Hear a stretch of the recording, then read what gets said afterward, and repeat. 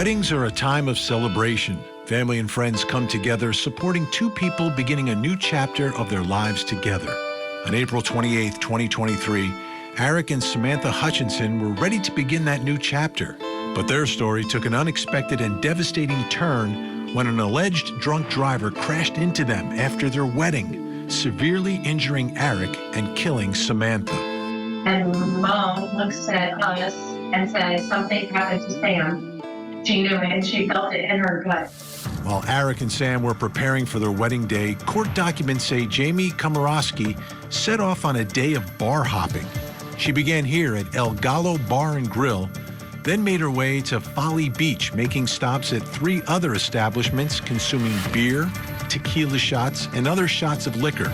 By the end of the night, police reported Jamie's blood alcohol level was more than 3 times the legal limit. When police arrived on the scene, one officer says he could smell the odor of alcohol coming from Jamie, and when asked on a scale of 1 to 10, with 1 being completely sober, she stated she was at an 8. The officer also claimed he helped Jamie stand on her feet because she was very unsteady. She made the conscious decision to get in her vehicle way over the legal limit, and she killed my sister. As Sam and Aric left their wedding reception on a golf cart driven by his brother-in-law and nephew, Komoroski was reaching speeds of 65 miles per hour, blowing past the 25-mile-per-hour speed limit postings, and the result would be a catastrophic collision. Aric Hutchinson spoke about the tragedy with ABC News. I'm still trying to wrap my head around it. That night going from an all-time high to an all-time low, it's pretty rough to try to comprehend. I remember waking up just kind of foggy, out of sorts, and I could see my mom's face, and you could just tell something was wrong. And Komoroski's defense is seeking to release their client on bail and enter her into rehab, claiming in the motion she, quote, struggled with alcohol dependence, depression, and anxiety. Reports claim in jailhouse calls, Komoroski says she feels like a terrible person and her life is over, but also wants to issue an apology, and the crash was a freak accident. Komoroski is charged with vehicular homicide and 3 counts of felony DUI. In Aaron's interview with ABC News, he addressed Komoroski. She's still an amazing human being that should not have been taken. I mean, this story, incredibly tragic. She's been denied bond, so she's not getting out. Emotional statements from the family in court. And in the piece, we mentioned these jailhouse calls. Well, we have those calls now. So let's begin. I'm going to play a call for you. This, again, is the woman accused of drunk driving and killing Samantha Miller. This is her with her father. Take a listen. How are you? I'm good. Okay. Better than... Yeah, it's just it's CJ's birthday, and... Well, let me tell you something. He ain't doing anyway. He ain't missing nothing. Yeah, but I love him, and it just makes me think of everyone. I know. Well, I'm here, and guess what? They ain't doing nothing. They don't want to do nothing. Well, I spoke with the lawyers today. I know. Mm-hmm. How do you like them? I like them. They're top notch. They're hot to chop. They seem really good. Who? They seem really good. They are really good. At the same time, we can't be doing any better than what we're doing. We got the best team to help you. Right? I still just don't know why this had to happen to me. Because bad things happen to good people, honey. That's why. It's just fate. It's just something that happened to you, and we are going to deal with it the best we can. Okay? And it's life altering. You're going to, experience stuff that you never thought of, and when it's all over and done with, and everything is finished, you're going to be a better person. Then what if they send me away for a really long time? Well, we're trying to avoid that, aren't we? We cannot do anything more than what we're doing. You know what they said about your attorneys, right? What? They said the family must be mafia to hire them to people.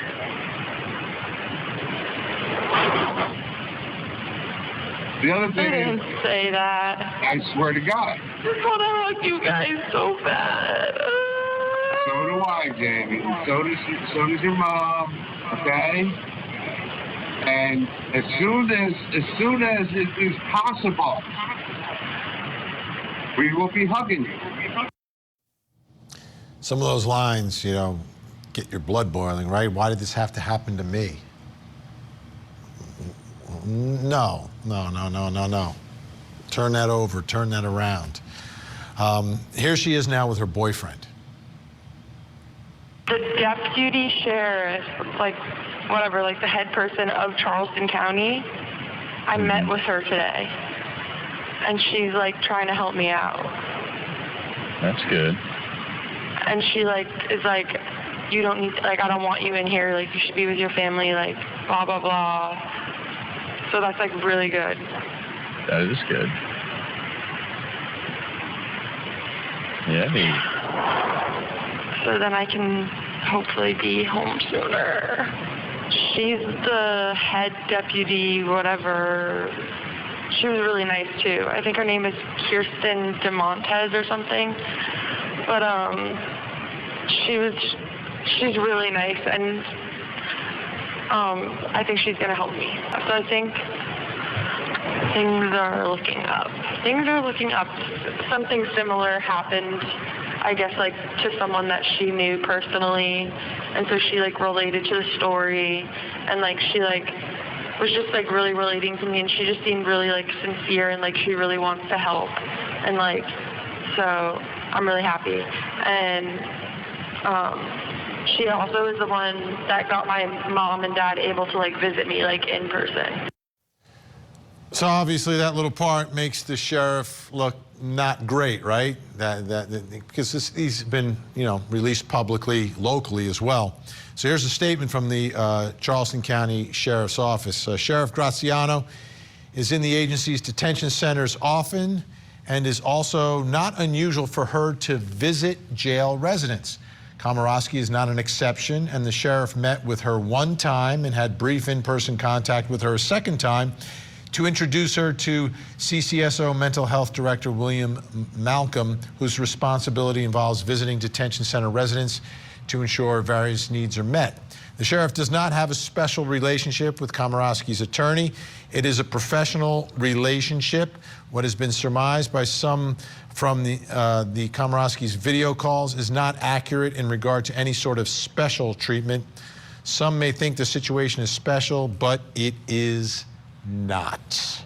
Let's bring back in our think tank Judge Gail Byers, Randy Kessler, Bernard Villalona. All right, Judge, let's start here. Do you think there's any special treatment going on here for this defendant? So, Vinny, here's what I would say. Even if there is no special treatment being provided to this defendant, which certainly the videos seem to suggest otherwise, just flat out, there is at least the perception that there is certain treatment being afforded to this defendant that others would not enjoy, even if they were similarly situated. And so I think that's one of the biggest hurdles that the Sheriff's Department is going to have to overcome. The mere fact that you say nothing to see here, there's nothing going on here, oh, don't be worried, the sheriff's not treating this defendant any differently than anyone else. First, the videos tell one story. And, our eyes and ears don't lie. So we hear what we hear, we see what we see, and of course the argument is often, well, it's taken out of context. I think there's enough video there to place things properly into context so that there's a really fair appreciation for at least what's in the mind of the defendant and how the defendant believes that she is receiving special treatment that is separate, distinct, and different from everyone else. And therein lies the problem for the sheriffs. They need to be accountable for how, again, the perception is being created for this defendant that she's being treated differently. Not to mention, you're going to have, quite a bit of an issue with all of the other defendants that are there that are not being treated the same way. So that is problematic. Whether it is or isn't the point. The fact is, it looks bad and it stinks. Randy Kessler, some of the most famous jailhouse calls we had were from that woman down in Orlando, Florida, and she was like, "What about me? What about me?" And here I hear this young woman talking about, why did this happen to me? I don't, no sort of realization that Samantha, the bride, on the night of her wedding, it was your car, you were driving, you can contest whether you were under the influence or not, but it's pretty clear that it was your car that struck this golf cart. So at a minimum, you're responsible for crashing into a golf cart and killing a bride on her wedding night. I don't understand the mentality here, Randy. Do you? No, I mean, that was a tremendous remark and a comment on her, and it was just terrible. I mean, the rest of the interview actually was somewhat sympathetic that she's someone in trouble, and the person we feel sympathy for, all of us watching, of course, is her father, who doesn't know what to say to comfort his daughter. What can you say? You're a terrible person. I mean, he's doing everything he can do, so kudos to him. But yeah, her saying, "Why did it happen to me?" Yeah, things you don't think, things you shouldn't say if you do think them, and if you do think them and you do say them, you don't say them on a jailhouse phone that's being recorded. I mean, that's just terrible all the way around. If I was the lawyer, I'd say, please, please, please, if you think it, don't say it, and if you say it, only say it to me when it's confidential. All right, Bernard, I saved another one just for you. Here she is again with her boyfriend. Lunch today was it was 2 slices of white bread, an uncooked piece of bologna like this big, uncooked piece of bologna, and then like cabbage and 2 cookies. Oh, you got 2 cookies. Do you get any like condiments, like mayonnaise or mustard? No. They fed us hot dogs one night, 2 hot dogs, and no ketchup or anything. Oh my gosh. No buns or anything. It's so bad. But I just got my snack pack in the mail today, so I have Doritos and cookies. These cookies are so addicting. I already ate like 20 of them today. So the cookies that they give you for dessert, sometimes you get cookies and sometimes you get cake. These cookies that they give you at this jail, I'm going to start buying them when I come home. I'm not kidding them. Oh my gosh. And I really like their soap. Bernarda? Well, it seems like she's going to leave jail with another addiction to cookies and also the jail soap. That's something different. I never heard of anyone saying, oh, the good thing about being in jail is the cookies and the soap.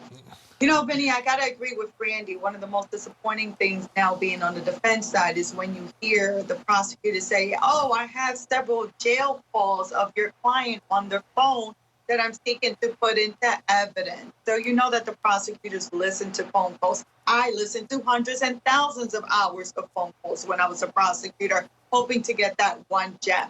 So even if these conversations don't come into evidence as being relevant, you know where it may come into evidence? It's at the time of sentencing, where the prosecutor is going to argue, Your Honor, even while she is in custody, still she exercises no remorse for her actions, and that's going to be against her. And the bottom line is, it seems like she's being very genuine as to who she is. She's not putting on a show for anyone. So I think it'd be fair for sentencing because it gets us to the truth. It's not something that's going through the filter of a defense attorney or someone else. It's what she actually thinks, what she actually feels. And I always say, I don't know, Judge, do you agree that we always want the truth to come out in court? Well, that's the whole purpose of a trial, right? Is to seek the truth. Wow. And on jailhouse calls, there's that issue of that lack of a filter. Whether no matter how many times you tell someone your calls are being recorded, they are still going to lack a filter, and you're going to get information that you may not have otherwise gotten, but for their circumstances. As long as it's the truth, I don't mind it. I don't mind it. I know some defense attorneys don't like it. Okay.